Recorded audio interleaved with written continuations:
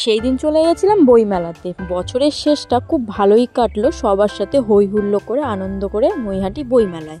এইদিকে আমি ওদেরকে একটু বলছিলাম একটু হাইটাই করে দে। তারপর আমরা ঢুকে পড়লাম শিল্প মেলায়।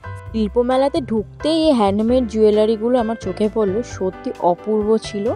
বইমেলা বলে যে শুধু বই থাকবে এমনটা কিন্তু নয়, তোমরা তো দেখতেই পাচ্ছ কত সুন্দর সুন্দর জিনিস রয়েছে। এই প্লেটগুলো আমার খুব পছন্দ হয়েছিল, কাঠের ছিল, খুব সুন্দর ছিল। তারপর এখানে দেখো কানের দুল রাধাকৃষ্ণর। উনি কি বলছে বলো তো, বলছে যে ভিডিও করবে না, ফটো তুলবে না, ওগুলো মানা তো ঠিক আছে। মেলায় এত সুন্দর সুন্দর চুড়ির কালেকশন, মানে কি বলবো, তোমরা দেখতেই পাচ্ছ।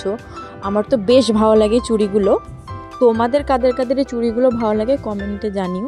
তারপর কিছু চুড়ির কালেকশন দেখে চলে গেলাম বইমেলাতে।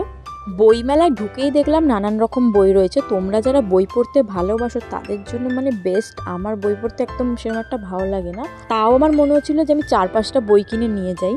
এই যুগে দাঁড়িয়েও যে মানুষ বই পড়তে এতটা ভালোবাসে, এই ভিড়টা দেখেই তোমরা হয়তো বুঝতে পারছো। বইয়ের তো এখানে একটা দোকান ছিল না, তোমরা বুঝতেই পারছো। নানান রকম বইয়ের দোকান ছিল, যেমন ভূতের, তারপর কার্টুনের, বাচ্চারা যেসব কমিক বুক পড়ে সেইগুলো, নানান রকম বই ছিল। তারপর বইমেলাটা ঘুরে আমরা একটু ফটো আর ভিডিও তুলে নিলাম। তারপর ওখান থেকে বেরিয়ে আর একটা বইয়ের দোকানে চলে গেছিলাম। দেখছিলাম কত ভূতের বই, মানে এগুলো আমি ছোটোবেলায় কেনার জন্য পাগল হয়ে যেতাম। আর এগুলো ছোটো ছোটো বাচ্চারা এঁকেছিল আঁকা প্রতিযোগিতায়। ওগুলো দেখে তোমরা জানিও কেমন লাগছে। ছোট্ট ছোট্ট বাচ্চারা এঁকেছে, খুবই সুন্দর আঁকাগুলো। তোমরা শুধু একবার মেলার ভিড়টা দেখো জাস্ট, মানে সেদিন পা রাখার জায়গা ছিল না মেলায়। ঘুরতে ঘুরতে খিদে পেয়ে গেছিলো, তো তখনই দোকানটা চোখে পড়লো। এই দোকানে ঢুকে পড়লাম। তো এগুলো সব দেখে মনে হচ্ছিল হোমমেড, মানে সব বাড়িতেই তৈরি। বাট একটা কেক নিয়েছিলাম 30 টাকা দিয়ে। সিরিয়াসলি কেকটা একদম জঘন্য ছিল, আমার একদম ভালো লাগেনি। তো যাই হোক, কেকটা যখন নিয়েছি খেতে তো হবেই। তো খেয়েটে তখন আমরা শিশু মেলার দিকে চলে গেলাম।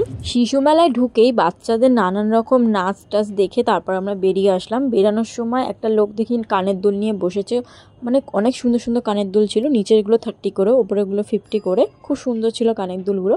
তারপর চলে গেছিলাম খেতে। এখানে নানান রকম দোকান বসেছিল, যেমন পিঠে ধরো, মোমো, তন্দুরি, কাবাব, আরও নানান রকম খাবার ছিল। কিন্তু আমি খেয়েছিলাম মিত্র ক্যাফে থেকে কাবাব। এটা আমি আগের বছরও খেয়েছিলাম, সত্যি খুব সুন্দর বানায়। কাবাব খেতে গিয়ে নিজেই কাবাব হয়ে গেলাম, মানে এতক্ষণ লাইনে দাঁড়াতে হয়েছিল, মানে আধ ঘন্টার ওপরে। প্রথমে তো বিল করার লাইন, তারপর আবার কাবাব নেওয়ার লাইন। দেখতে পাচ্ছ কতটা ভিড়। এখানে কাবাব ছাড়াও আরও নানান রকম আইটেম ছিল না, আমি তো শুধু কাবাবটাই খাবো। তারপর আমরা অনেকক্ষণ দাঁড়িয়ে পেয়ে গেলাম হাতে কাবাব। আমার তো এখনও দেখে খেতে ইচ্ছে করছে, সত্যি বলছি দারুণ। তোমরা কেউ কোনোদিনও খেলে মিত্র ক্যাফে দিয়ে ট্রাই করবে, কাবাবটা সত্যি দারুণ বানায়। এখান থেকে বেরিয়েই আমি চলে গিয়েছিলাম কিছু কিনতে। তো বেরিয়েই দেখলাম লোকে সবাই বেলুন ফাটাচ্ছে।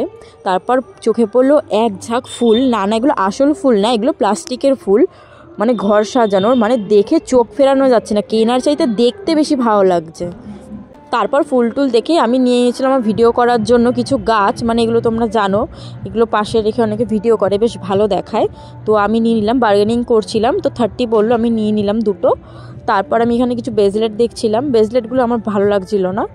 আজকে বুঝতেই পারছো আমার ভয়েস ওভার দিতে একটু প্রবলেম হচ্ছে, কারণ চারিদিকে বক্স বাজছে, চারিদিকে হচ্ছে পিকনিক।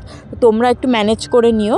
তোমরা সবাই জানো মেলা মানে জিলাপি, জিলাপি না কিনে কেউ বাড়িতে আসে না, তো জিলাপিটা সবাই ভালোবাসে। আমরা বইমেলায় যেটা খেতে যাই প্রত্যেক বছর সেটা হচ্ছে ভাপা পিঠে। এই ভাপা পিঠে না খেয়ে কেউ আসে না, আগে ভাপা পিঠে খাবে তারপর সবাই আসবে। তো সেদিন আমরা গিয়ে ভাপা পিঠে খেয়ে নিলাম। আর তোমাদের সবাইকে জানাই হ্যাপি নিউ ইয়ার, নতুন বছরের অনেক অনেক অনেক শুভেচ্ছা রইল।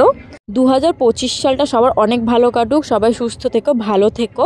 ভিডিওটা ভালো লাগলে লাইক করে দিও আর চ্যানেলটাকে সাবস্ক্রাইব করে দিও। দেখা হচ্ছে নেক্সট ভিডিওতে।